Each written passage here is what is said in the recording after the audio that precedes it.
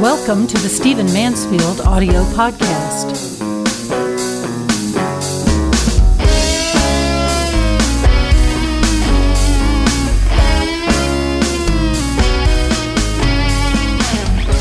I should begin this podcast by telling you that I love the university and college setting. I love being on the campuses of colleges and universities. I love meeting with the students. I love long discussions with the faculty. I debate sometimes on college campuses. I lecture. I teach, guest lecture. I'm adjunct faculty at a couple of schools.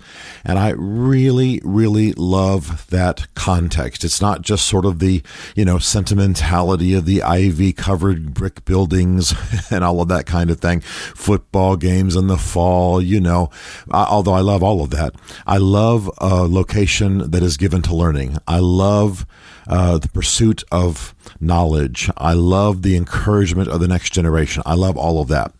But as much as I love all of that, I have to tell you that the trends on American colleges and university campuses, when it comes to what is being encouraged, what culture is being encouraged, are really tragic and disconcerting. I read an article this morning. I'm in Washington, D.C. as I record this, and I read an article this morning in the Washington Post. Of course, you don't have to live in Washington to read the Washington Post. I just happened to pick it up because I'm here. And it said that around the world, the number of anti-Semitic incidents of violence and people being abused, of Jews being abused, it's dropping worldwide. It's less than it's been in decades. The one place it's rising is on American university campuses. 45% increase, they report, of anti-Semitic incidents on American university campuses. What does that say about the culture being developed on those campuses? Let me go on with some more statistics. You may have heard that the founder of the BDS movement, is a movement to boycott, divest, and sanction Israel for its interactions with the Palestinians regarding the occupied territories and what have you. That the founder of that movement was given an award at Yale. This is a man named Barghouti, and as much as sympathy as I might have for the Palestinian cause, the fact is that this man is not only a tax evader in Israel, but he's also been complicit in the deaths of some people. It's not the kind of man who should be honored at a university, even though, of course, we can agree and disagree about Israel's conduct and how we ought to respond to it. You've already heard me report many times in my podcast oriented towards men that 20% of the women on university and college campuses in America are sexually abused. 20% of the women on American university and college campuses are sexually abused in some form. I ask again, what is being encouraged on these campuses? And this is not just someone like me who's a Christian, coming to the university campus with a moral grid. Would you take this perspective from Seinfeld? Seinfeld, one of the great comedians of our age, he says he won't speak on college and university campuses anymore because the students there are so prissy, are so easily offended, report comedy as abuse so often after Seinfeld's shows that he finds it actually insulting. He used the word insulting to actually appear on these campuses. Will not appear. And this is a comedian, by the way, who's really perfect for that age in terms of the culture and what they find funny. But he won't appear anymore because he's been turned in for abuse. He's been reported. Students have protested because of the comedy and the humor that he uses. I'm sure it has to do with race and gender and ethnicity and so on, which is the stuff of a lot of comedy. I'm certainly not defending Seinfeld's comedy. It may be offensive, but that's the risk you take in a free society. And then you may have heard recently that Berkeley has decided not to have Ann Coulter speak. Now, I'm not claiming to be some big fan of Ann Coulter's. I know her, and she has some good things to say, and she has some troubling things to say. But a university environment is where you hear controversy. It's where you're supposed to confront information you've never heard before. It's where you're supposed to learn to digest and reason with people you disagree with. Why would you not invite somebody who's controversial? At a major university where the discussion of ideas and the consideration of worldviews and the clash of intellectual perspectives is exactly what the university is made for. I want to raise a serious concern about what's happening on most college and university campuses. I know that there are some wonderful universities out there. I know that there are some great presidents, great faculties, great student bodies. I'm certainly not saying that this is what's going on nationwide. But I'm a guy who reads a lot of information about what the trends are in universities, what's being taught, what are they teaching in the history class, what are they teaching in psychology, what research is being encouraged, what perspective is being encouraged. And I have to tell you that I'm deeply concerned. And by the way, not just concerned as a Christian. I realize that some of you who listen will say, well, that's Mansfield. He's a Christian. Obviously, he's not going to like, what they're teaching in the sex ed class. Obviously, he's not going to like, what the psychologists may be teaching or what they're teaching about evolution. Well, let's lay that aside for the moment. Let's just talk about what's being encouraged in general. Let's talk about what these universities are encouraging in general. The statistics show that the actual intellectual production of our colleges and universities is dropping. We're actually falling behind at the university level. Now, this is less true in the specialized universities, the MITs and the technical schools and places like that. But for the most part, we're seeing the intellectual product drop, while we're seeing what might be described as the radicalization of the university campus, of the average student. We've known for years that students tend to go to universities and go to colleges and lose the values that their parents taught them because the faculty essentially battles against traditional values of whatever kind, and I'm not just speaking of Christian. But it's pretty stunning to see what happens, especially when you consider the history of the university. Originally, universities, the very name means a view of a variety of things from a common perspective, from one core perspective. Of course, given that the university arose during the Middle Ages, that one perspective was Christian. So the idea was you see the world, you approach all of the different fields of knowledge from a core Christian perspective. And therefore, you go into the sciences, you go into psychology, you go into theology, you go into history and what have you. You go into all of those areas, but you do it from certain core assumptions. And then one of the things that was most emphasized in these universities in the traditional sense were the liberal arts. The word liberal really comes from the core word, which means freedom. So these were the arts that meant freedom. These were the arts that had to do with philosophy, religion, literature, the great arts of mankind that resulted in freedom, that made men's souls free, that painted visions of the noble society, that called men to arise above their lesser selves. Well, it seems that the opposite is happening now. It seems that on the university campus that we have a lot being encouraged that is contrary to freedom.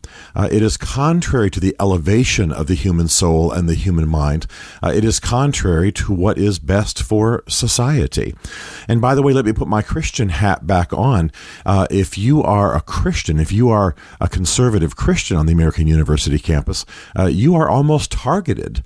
I live in both Nashville and Washington, D.C., as most of you know. Vanderbilt University in Nashville banned all Christian ministries from its campus. Why? Because you could not, for example, let's say in the chapter of the Fellowship of Christian Athletes, you could not belong to the Fellowship of Christian Athletes and expect to be in charge of it, expect to be in its highest student position and be gay, for example, because of course the Fellowship of Christian Athletes comes from a conservative Christian perspective and wouldn't allow its leader to be gay or wouldn't allow its leader to be transgender. Well, in the thinking of Vanderbilt University, that's the measure of whether there can be a student organization or not. You have to be willing to allow any person of any kind to take the lead of that organization in a proper election, of course, or appointment process. Otherwise, the organization can't be on campus.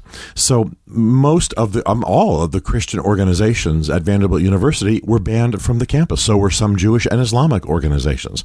They weren't banned from impacting students, but they couldn't locate on the campus. This is the kind of thing that's happening. We already know, of course, that there are professors that sit in class and try to undo a Christian understanding of the world. That's expected. That's fine. I don't mind that, because that's what a university is for. It's for that kind of intellectual combat.